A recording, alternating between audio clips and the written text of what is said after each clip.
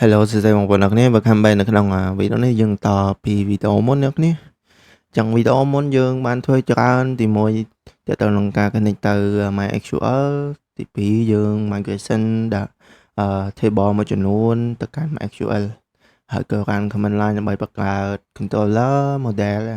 ហើយនឹង migration មួយចំនួនដូច table អី user post អីផ្សេងៗអ្នកគ្នាអូខេអញ្ចឹងយើងតវីដេអូនេះយើងនឹងនិយាយអំពី route ហើយជាមួយនឹង controller setup controller ដើម្បី update delete ព័ត៌មានមួយចំនួនដែលទាក់ទងនឹង post user ផ្សេងៗអ្នកគ្នាហើយក្នុងវីដេអូនេះយើងនឹងបែងចែកជា2 route ទី1 route ដើម្បី admin ទី2 route ដើម្បី user មើលខាងមុខអ្នកគ្នាអ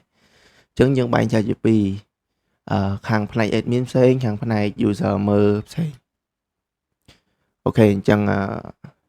ខ្ញុំសូម run server PHP artisan serve បន្តមកទៀតខ្ញុំបើក tab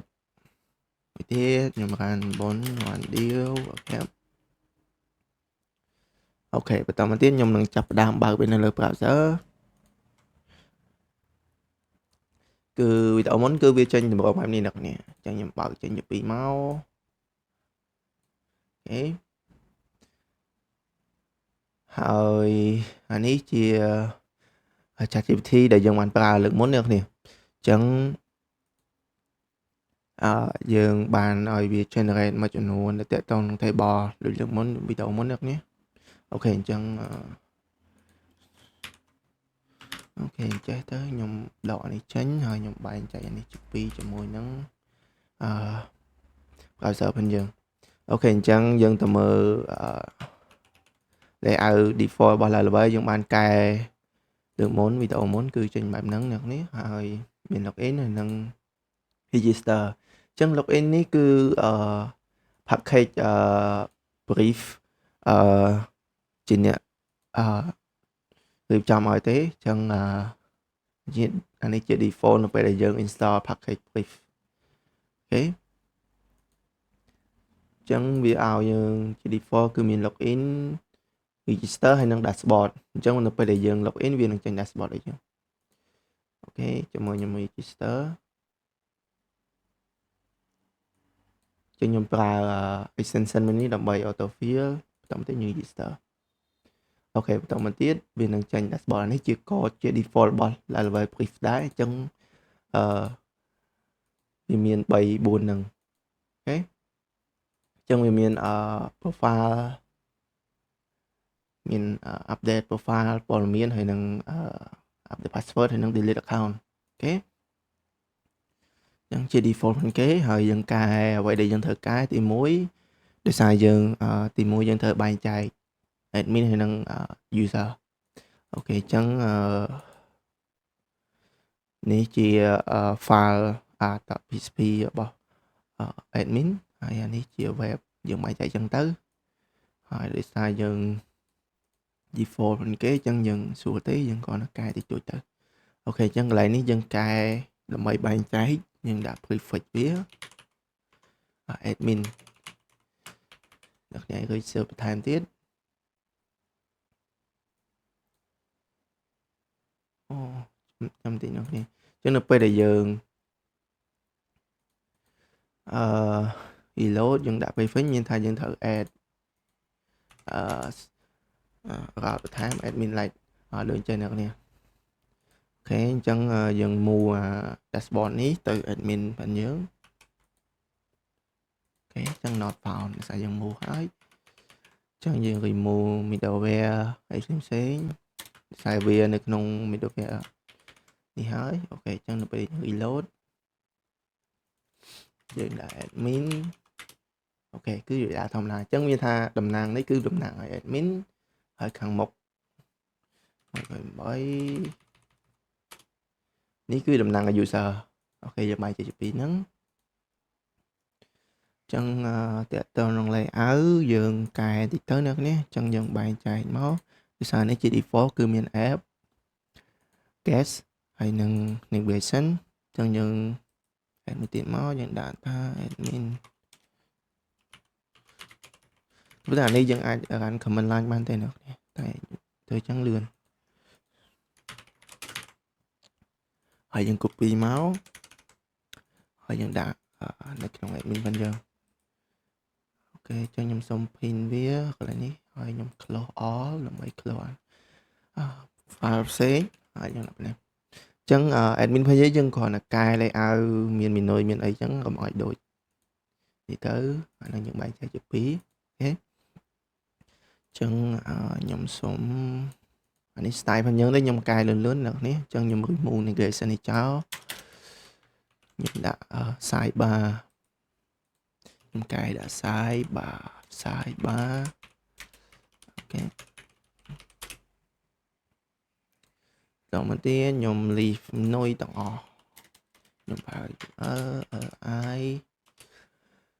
ចឹង dashboard មាន profile អីចឹងទៅអូខេចឹងខ្ញុំ include layout របស់យើងតាក់ទងនឹង sidebar អូខេចឹងនៅពេលយើង reload គឺចេញធម្មតាចាំតិចអ្នកគ្នាដោយសារនៅ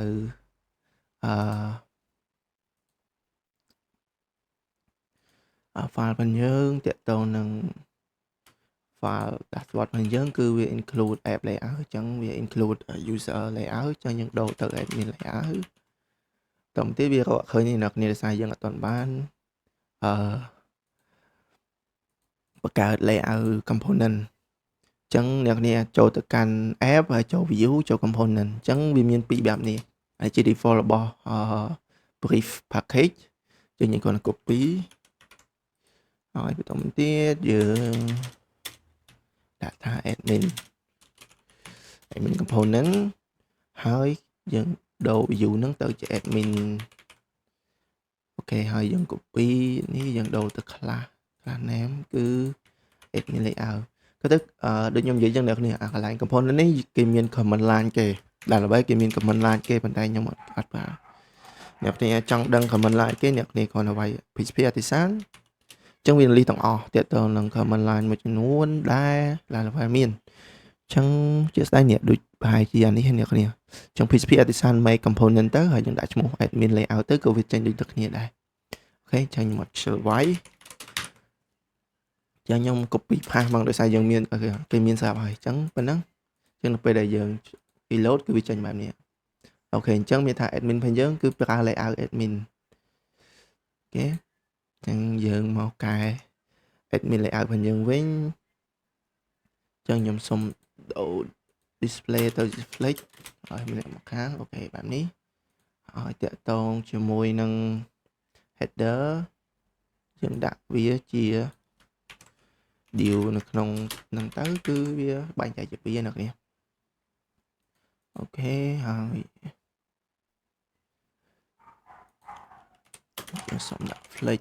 1ដើម្បីឲ្យវាអូខេហើយsidebar របស់យើងសុំដាក់ width បាន30% អញ្ចឹងគឺ10% 20% អូខេអញ្ចឹងគឺចេញបែបហ្នឹងហើយអ្នកនេះគឺវាបែងចែកមកខាងជា menu admin ហើយមកខាងជាdashboard មកខាងជា dashboard អូខេគឺដល់នេះអាស្រ័យលើយើងកែអ្នកគ្នាអាចកែទៅតាមអ្វីដែលអ្នកគ្នាចង់ដាក់ទៅដល់យើងប្រើ Tailwind ដើម្បី customize style វាអូខេអញ្ចឹងsidebar របស់យើងគឺយើងដាក់ background ជួយ200អីចឹងទៅវាមើលទៅខុសគេអូខេណា200គឺវាចេញចឹងអូខេហើយតើតើនឹង style យើងកែតាមហ្នឹងទៅយើងសារនេះខ្ញុំបាច់កែច្រើនទេខ្ញុំគ្រាន់តែកែដាក់H over លើវា underline អីចឹងទៅ underline អូខេខ្ញុំដាក់ទៅហើយអ្នកនេះអាចកែទៅតាមហ្នឹងទៅនេះធ្វើលឿនចឹងយើងមាន menu ហើយនឹង profile ដោយសារ profile នេះគេប្រើវាជាប់ជាមួយនឹង layout app ចឹងទៅវាចេញចឹងដោយសារ dashboard របស់យើងបានកែទៅ layout admin ចឹងវាចេញបែបនេះអូខេចង់កែមានវិបត្តិទេយើងចូលនៅក្នុង edit ហើយចូលទៅក្នុង file edit មកយើងដាក់ admin layout ចឹងទៅពេលយើងចូលទៅគឺវាជាប់ហើយនេះអូខេ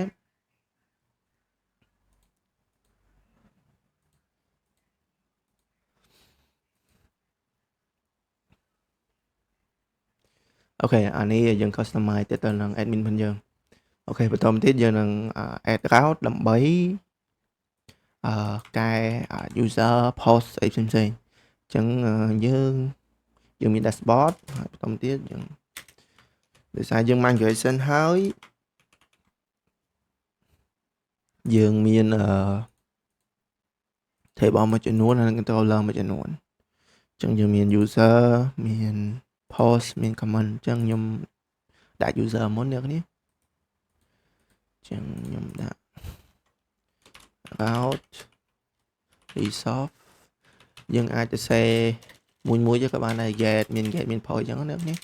តែយើងប្រើ resource ដើម្បីតំណាងឲ្យទាំងអស់ហ្នឹងគឺមាន post update delete អីផ្សេងៗគឺយើងប្រើ resource អ្នកនេះអាចមើលដាក់ឈ្មោះបន្ថែមទៀតបន្តទៀតយើងហៅ controller មកហើយ controller យើងគឺយើងអត់ទាន់មានទេដោយសារយើងអត់ទាន់បានបង្កើតអញ្ចឹងខ្ញុំបង្កើត folder មួយដាក់ថា admin បន្តទៀតខ្ញុំ move ខ្លះទាំងអស់ហ្នឹងលើកលែង profile controller ដាក់ចូល admin អញ្ចឹងមានថាតំណាងឲ្យ controller ហ្នឹងគឺនៅក្នុង admin អូខេចឹងខ្ញុំសូមបង្កើត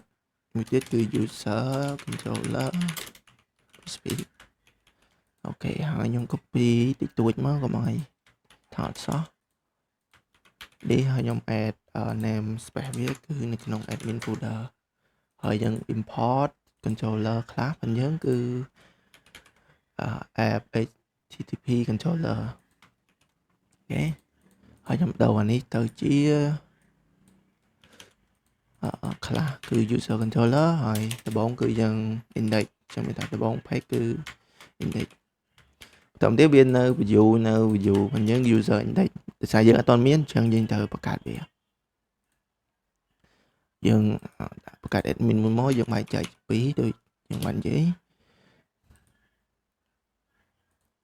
user អូខេហើយ index បន្តមកទៀតយើង copy dashboard របស់យើង copy ទាំងអស់មកយើងដាក់ហើយយើងកែទៅនេះដាក់ថាដើម្បីសម្គាល់ទេគឺ index នេះគឺ user អូខេចឹងញីទៅមើល controller របស់យើងគឺវាចេញសញ្ញាឆ្នូតបែបនេះមានថាវាមានអូខេហើយបន្តមកទៀតនៅ route របស់យើងគឺយើង import វាមកអូខេចឹងវាចេញហើយនេះ user អូខេនៅពេលយើង reload វាដាក់ថា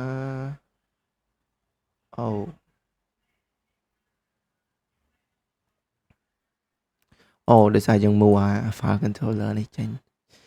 ពី controller folder ចឹងទៅវាអត់មានចឹងខ្ញុំ move ដាក់ទៅវិញ reload គឺចេញធម្មតាអ្នកនេះអូខេអញ្ចឹងយើងទៅ menu sidebar របស់យើង add route របស់យើងដាក់ថា user ខ្ញុំ copy មកហើយខ្ញុំដាក់ថា user index នេះ absolute នេះយើង move ចោលទៅហើយយើងដាក់ថា user អូខេអញ្ចឹងនៅពេលយើង click user វាចេញវាទៅ controller index របស់យើងហើយបន្តមកទៀតទៅ view index របស់យើងគឺចេញបែបនេះអូខេអញ្ចឹងមានថាដែរហើយអូខេ